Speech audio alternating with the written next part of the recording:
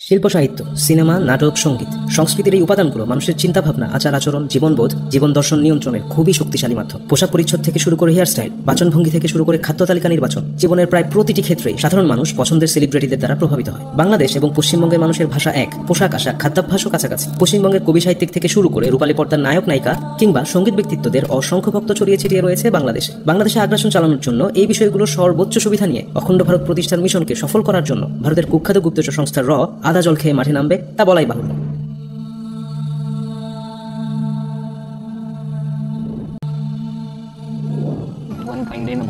তোমাকে নিচে থেকে ফোন করেছে যে একজন এসছে বাংলাদেশে তোমার সাথে দেখা করতে চায়, প্লিজ একটা তোমাকে বিয়ে করতে চাই, সাকিব আমার ভাইকে নিয়ে এসেছি। তো পরশু দিন ঘর থেকে পালিয়েছি, ভাইও তোমার সাথে বিয়ে করতে চাই। বিভেদের গাছ কেউ যদি পোটে, টান মারো তার মূলে, দুই বাংলাকে এক করে দাও রবীন্দ্র নজরুলে। সাংস্কৃতিক অঙ্গন ব্যবহার করে গুপ্তচর বৃত্তি বা প্রোপাগান্ডা চালানো নতুন কিছু নয়। আমেরিকার কুখ্যাত গুপ্তচর সংস্থা সিআইএ এর সাথে হলিউড কিংবা এন্টারটেইনমেন্ট ইন্ডাস্ট্রির সম্পর্ক ওপেন সিক্রেট। বাংলাদেশে সাংস্কৃতিক অঙ্গনের যে সমস্ত লক্ষ্য ও উদ্দেশ্য সামনে নিয়ে কাজ করে এক, সাংস্কৃতিক কর্মীদের মাধ্যমে অখণ্ড ভারত গ্রহণযোগ্য করার জন্য বাংলাদেশিদের মনোজগৎ প্রস্তুত করা। দুই, তরুণ যুবক সম্প্রদায়কে অপসংস্কৃতির মাদকে বুঁদ করে রেখে ভারতের আগ্রাসনের বিরুদ্ধে নিষ্ক্রিয় করে রাখা। তিন, ইসলামী সংস্কৃতিকে জঙ্গি সন্ত্রাসীদের সংস্কৃতি হিসেবে উপস্থাপন করা এবং ভারতীয় হিন্দুয়ানি সংস্কৃতিকে বাংলাদেশি মুসলমানের সংস্কৃতি হিসেবে প্রতিষ্ঠিত করা। চার, সাংস্কৃতিক কর্মীদের মাধ্যমে সরাসরি গুপ্তচর বৃত্তি করা।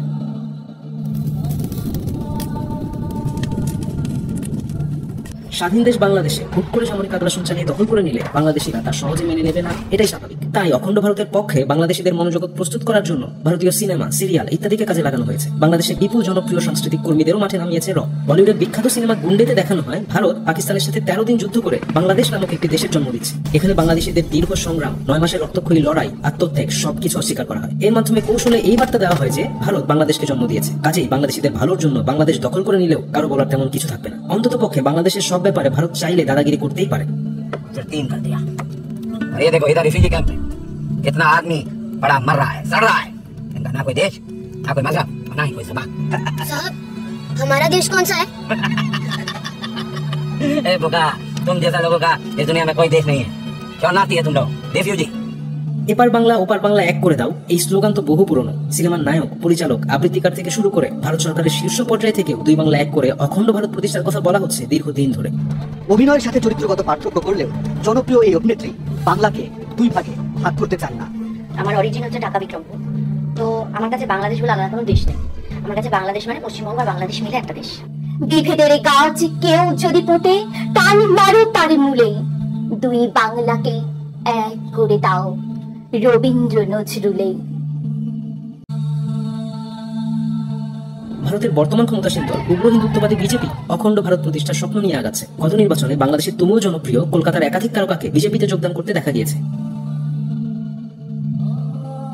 বিজেপির হয়ে নির্বাচনী প্রচারণায় বাংলাদেশে তথাকথিত সংখ্যালঘু নির্যাতন নিয়ে অপপ্রচার চালাতেও দেখা গিয়েছে। জনপ্রিয় তারকাদের ইমেজ কাজে লাগিয়ে কৌশলে বিজেপি চাইছে বাংলাদেশের মানুষদের কাছ থেকে তাদের মুসলিম বিদ্বেষী ইমেজ ঝেড়ে ফেলতে। তবে এসব কর্মকাণ্ডের পাশাপাশি অত্যন্ত কার্যকরভাবে নীরবে মরণ কামড় দিয়ে চলছে ভারতীয় বাংলা এবং হিন্দি সিরিয়ালগুলো। বাংলাদেশের কিশোরীরা সন্ধ্যায় পড়ার টেবিল ছেড়ে টিভির সামনে বসে থাকলেও এখানকার দৃশ্য কিন্তু ভিন্ন কথা বলছে। সিরিয়াল খুব একটা দেখি না, তো ওই রাত্রিবেলা সব পড়াশোনা করে ওঠার পর ওই সারেগামাপা হয় জি বাংলায়, সেটা দেখি। এবার জানতে চাওয়া হলো পাখি কিংবা কিরণমালা তাদের কাছে কতটা জনপ্রিয়। আমাদের এখানে না কিরণমালা নিয়ে কোনো মাতামাতি নেই, আমরা বেশিরভাগ জন কোন টাইমে হয় এটা বলে উঠতে পারবো না। ভারতের বাংলা সিরিয়ালগুলো ভারতের দর্শকেরাই দেখে না, অথচ বাংলাদেশি নারী, শিশু, ছেলে, বুড়ো থেকে শুরু করে সব বয়সী মানুষ মাদকের মতো কলকাতার সিরিয়ালে আসক্ত। মূলত বাংলাদেশি দর্শকদের লক্ষ্য করেই বানানো হয় কলকাতার এই মেগা সিরিয়ালগুলো। সিরিয়াল বানানোর ক্ষেত্রে পানির মতো টাকা ঢালতেও আপত্তি নেই ভারতীয় নির্মাতাদের। সেটের চাকচিক্য বাড়াতে খুবই সিরিয়াস কলকাতার নির্মাতারা। ইচ্ছে নদী, বৃষ্টিকুটু, গোয়েন্দাগিন্নির সেট দেখলে সেটা খুব ভালো করেই বোঝা যায়। শিশু কিশোরদের পড়াশোনা নষ্টের পাশাপাশি ভারতীয় সিরিয়ালগুলোর নেতিবাচক প্রভাব অত্যন্ত তীব্রভাবে পড়ছে সব বয়সী বাংলাদেশিদের উপরে। এমনকি বাচ্চাদের শিক্ষা উপকরণেও সিরিয়ালের চরিত্র দেখা যাচ্ছে। ভারতীয় সিরিয়ালের এই দুই চরিত্রের নামে পেন্সিল, কলম, স্টিকার সহ নানান ধরনের শিক্ষা উপকরণও দেখা গেল। গণমাধ্যমের যে কোনো বিষয় কিন্তু বিশেষ করে অল্প বয়সী যারা তারা অনুসরণ করে, অনুকরণ করে, ফলে সে নিজের জীবনে এগুলো হতে চায়, যেগুলো আসলে ঠিক আমাদের সংস্কৃতির সঙ্গে মিলে না। এত কিছুর পরেও কেন ভারতীয় এইসব সিরিয়াল সম্প্রচার বন্ধ করে না বাংলাদেশ সরকার, তা বোধহয় আর বলে দেবার দরকার পড়ে না। বিশ্লেষকগণ মনে করেন বাংলাদেশিদের পারিবারিক ও সামাজিক জীবন ধ্বংসের পাশাপাশি ভবিষ্যৎ প্রজন্মের মগজ ধোলাই করার মেগা প্রজেক্ট কলকাতার এসব সিরিয়ালগুলো।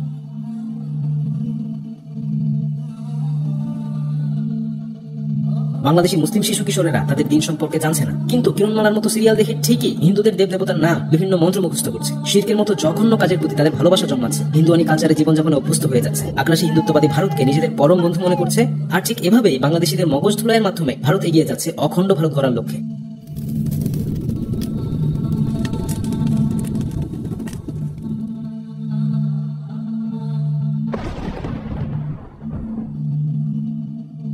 Even Israel as a country has used pornography as a weapon against Palestinians. In 2002, when Israel was attacking Palestine, specifically the West Bank, they took over the Palestinian TV stations and broadcast pornography on the Palestinian TV stations. Think about it. Why would Israel do this? They did this because they understood this is a weapon to take away the hayat, the modesty, the decency of Palestinians, to corrupt the Palestinians on a spiritual and psychological level. ইহুদিদের ঘনিষ্ঠ বন্ধু ভারত অশ্লীলতার প্রসার ঘটিয়ে target দেশকে ধীরে ধীরে ধ্বংস করার ব্যাপারে সিদ্ধহস্ত।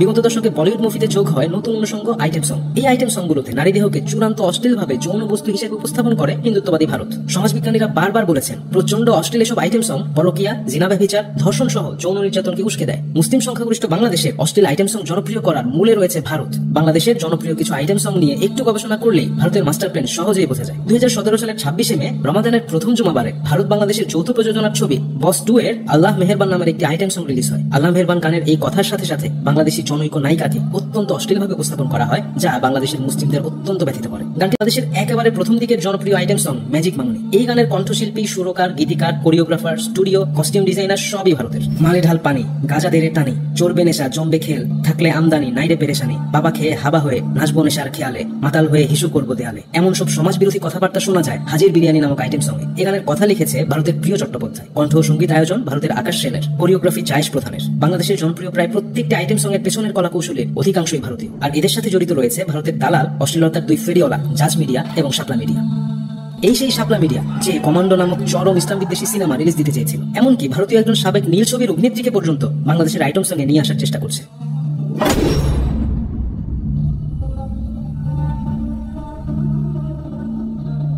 ভারতের এই সাবেক পর্ণ তারকাকে বাংলাদেশি তরুণ যুবকদের কাছে পরিচিত করার জন্য নিরলসভাবে কাজ করছে ভারতের দালাল মিডিয়াগুলো। ক্রমাগতভাবে তাকে নিয়ে একের পর এক সংবাদ প্রচার করে গিয়েছে। এছাড়া ভারতের অন্যান্য অভিনেত্রীদের অশ্লীল, যৌন উস্কানিমূলক সংবাদ পরিবেশনকে অত্যন্ত গুরুত্বপূর্ণ রুটিন কাজ হিসেবে নিয়েছে তারা। বিশ্বকাপ কিংবা বিপিএল এর উদ্বোধনী অনুষ্ঠানে রাষ্ট্রীয়ভাবে ভারতীয় নর্তকীদের এনে নাচানো হয়েছে বাংলাদেশের দর্শকদের সামনে। এর মাধ্যমে আওয়ামী লীগ সরকারও ভারতীয় অশ্লীলতা প্রচারের এই নীল নকশা বাস্তবায়নের অংশীদার হয়েছে।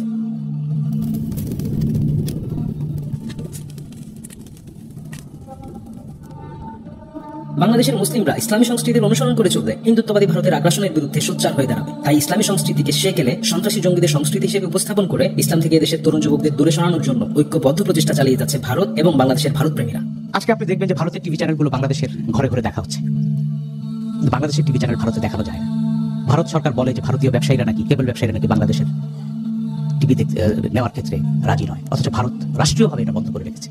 বাংলাদেশের কোনো বই ভারতের বাজারে ঢুকতে পারে না, কোনো সংবাদপত্র ভারতের বাজারে বিক্রি হতে পারে না, অথচ ভারতের সংবাদপত্র বাংলাদেশে বিক্রি হয়। বাংলাদেশের ভেতরে যে কতগুলো বহুজাতিক কোম্পানি বা মোবাইল টেলিফোন কোম্পানি আছে, তারা যেসব বিজ্ঞাপন দেয়, সেই বিজ্ঞাপনগুলোতে কিন্তু আপনারা খুব সহজেই বুঝতে পারবেন যে তারা আমাদের সাংস্কৃতিক অভ্যাসকে পরিবর্তন করার চেঞ্জ করছে। যেমন গ্রামীণ ফোনের একটি বিজ্ঞাপন ছিল যে আলো আসছে, একটা ঘরের ভিতরে কয়েকটা বালক কোরআন শরীফ পড়ছে, একটা অন্ধকারাচ্ছন্ন ঘর, কিন্তু বাইরে একটা আলোর ছটা দেখে তারা কোরআন শরীফ বাদ দিয়ে তারা বাইরে চলে গেল। কোরআনের চাইতে আর বড় আলো কি হতে পারে? কেন এই বিজ্ঞাপনটি প্রচার করা? কারণ এই মোবাইল কোম্পানিগুলোর বিজ্ঞাপনের বিভাগীয় হেডগুলো হচ্ছে ভারতের তরুণেরা এবং একটি দলের আদর্শে বিশ্বাসী মানুষ। নাটক সিনেমায় ভিলেন চরিত্রে প্রায়শই দাড়ি টুপিওয়ালাদের রেখে মোহাম্মদ সাল্লাল্লাহু আলাইহি ওয়াসাল্লামের সুন্নাহ পালনের প্রতি মুসলিমদের বিতৃষ্ণ করে তোলার চেষ্টা চোখে পড়ার মতো। মাওলানা জি জানাব, একটা সত্যি কথা বলবেন, আপনি স্বাধীন বাংলা চান না পাকিস্তান চান? পাকিস্তান। এছাড়া পর্দা প্রথাকে নারীর বন্দিত্বের প্রতীক হিসেবে উপস্থাপন করা হচ্ছে যুগ যুগ ধরে। আর ভয় নাই গো, বাসলাম। কিসের ভয় নাই মাঝি ভাই? পাঞ্জাবি গো ভয় নাই, এই গাঙ্গে মিলিটারি ঢোকে না, এখানে সব যায় বাংলা।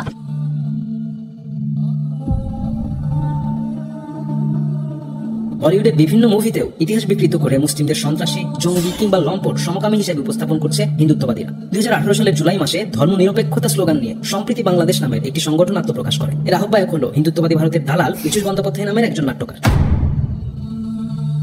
2019 সালে জাতীয় প্রধান দৈনিকগুলোতে জঙ্গি শনাক্তকরণের পদ্ধতি জানিয়ে বিজ্ঞাপন দেয় সম্প্রীতি বাংলাদেশ। দাড়ি রাখা, ঢাকনার উপর কাপড় পরা, ধর্মচর্চা করা, গান বাজনা না করা ইত্যাদির মতো ইসলামের মৌলিক অনুশাসন মেনে চলাকে জঙ্গিদের লক্ষণ হিসেবে প্রচার করে পীযূষ বন্দ্যোপাধ্যায়। অবাক করা বিষয় হলো কাছাকাছি সময়ে সম্প্রীতি বাংলাদেশের এই জঙ্গি ইন্ডিকেটরগুলোর সাথে সুরে সুর মিলিয়ে জাতীয় দৈনিকগুলোতেও প্রচার হতে থাকে দাড়ি টুপি রাখা, ঢাকনার উপর কাপড় পরা, গান বাজনা না করা, জন্মদিন পালন না করা জঙ্গিদের লক্ষণ। ভারত প্রেমিক হিসেবে পরিচিত পুলিশ প্রশাসনের উদ্যোগেও ইসলামের এই মৌলিক অনুশাসন মেনে চলা সহ জিনা ব্যভিচার না করা, চোখের হেফাজত করাকে জঙ্গিদের লক্ষণ হিসেবে প্রচার করা হয়। কারণ মধ্যে এসব লক্ষণ পাওয়া গেলে আইন শৃঙ্খলা বাহিনীর হাতে তুলে দেওয়ার আহ্বান জানানো হয়। এভাবে তরুণ প্রজন্মকে ইসলাম থেকে দূরে সরিয়ে রাখার ব্যবস্থা পাকাপোক্ত করা হচ্ছে।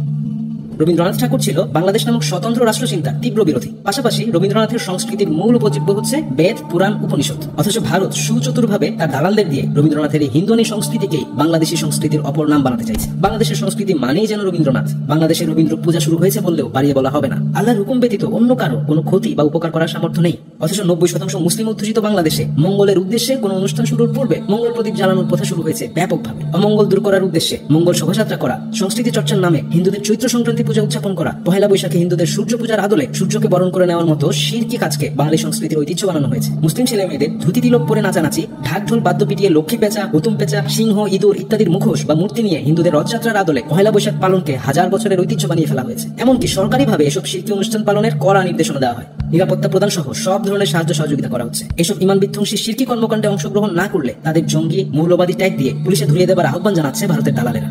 পয়লা বৈশাখ নিয়ে সামাজিক যোগাযোগ মাধ্যমে বিভ্রান্তিকর তথ্য দিলে তাদের বিরুদ্ধে ব্যবস্থা নেওয়ার কথা জানিয়েছেন স্বরাষ্ট্রমন্ত্রী আসাদুজ্জামান খান কামাল। ভারতের দালাল বিভিন্ন সাংস্কৃতিক কর্মী ও বুদ্ধিজীবীদের মাধ্যমে ভারত ইসলামকে বাঙালি সংস্কৃতির প্রতিপক্ষ হিসেবে দাঁড় করিয়েছে। এদের মাধ্যমে ভারত যে বয়ান প্রতিষ্ঠিত করতে যাচ্ছে তা হলো মুসলিমরা মধ্যযুগে এদেশে ডাকাতি, লুটপাট, ব্যবসা করতে এসেছিল। মুসলিমরা এই মাটির সন্তান নয়। তুমি এই মাটির কিছু জানো না। এখানে পড়ানো হচ্ছে অতে অজু করে পাক হও, আজান শুনে জামাতে যাও, ইসলাম চাই শান্তি, ঈমান বাড়ায় শক্তি, উষায় এসেতে, তারপর কোরআন পড়ো দিনের রাতে, খোদার রহমত পাবে তাদের। সরকারি বই নয়, গান গাওয়া সরকারের না, আমাদের শিশুরা পড়ছে, সরকার হোক বেসরকারি হোক, আমাদের শিশুরা এই বই পড়ছে। এই যে গান গাওয়া ভালো নয় বা আরেকটা বইতে পেয়েছে গান গাওয়া হারামের ইয়েটা কি, শানে নজরুলটা কি, আমরা এখানে আমাদের রিপোর্টে আছে। মাথায় এই চাদর পড়ার যে সংস্কৃতিটা, এটা কোথেকে এলো? হিজাব ওখান থেকে আসছে। ওই যে ওরা যেটা শিখে আসছে সেখানে মাথায় ঢুকিয়ে দিচ্ছে, তারা তাদের পরিবারের উপর ওটা চাপাচ্ছে। সেটা মিশরীয় ইসলাম নয়, তুরস্কের ইসলাম নয়, পাকিস্তানের ইসলাম নয়, বাংলাদেশের কোনো জায়গার ইসলাম নয়, সেটা একেবারে সৌদি মডেল। হিজাবের সংস্কৃতিটা এসেছে সেটা পরিবেশগত কারণে। ইসলাম আসার বহু আগে থেকে এরা পরিবেশগত কারণে তারা মাথায় কাপড় দিতে হতো মরুভূমি লু হাওয়া থেকে বাঁচার জন্য, ছেলে মেয়ে নির্বিশেষে।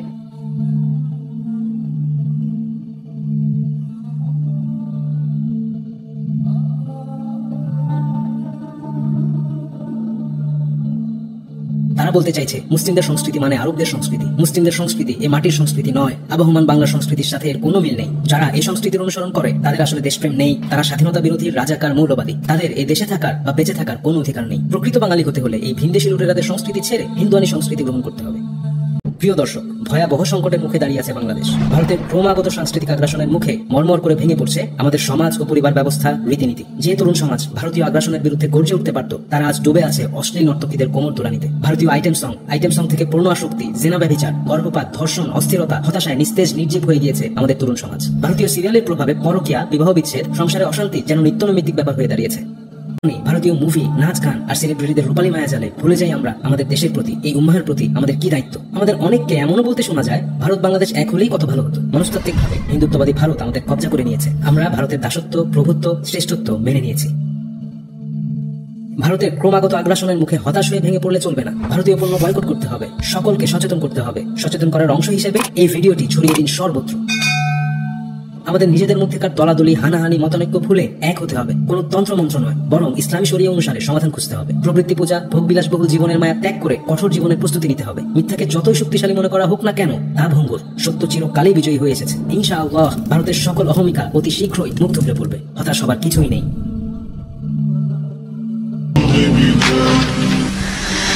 আল্লাহু আকবার।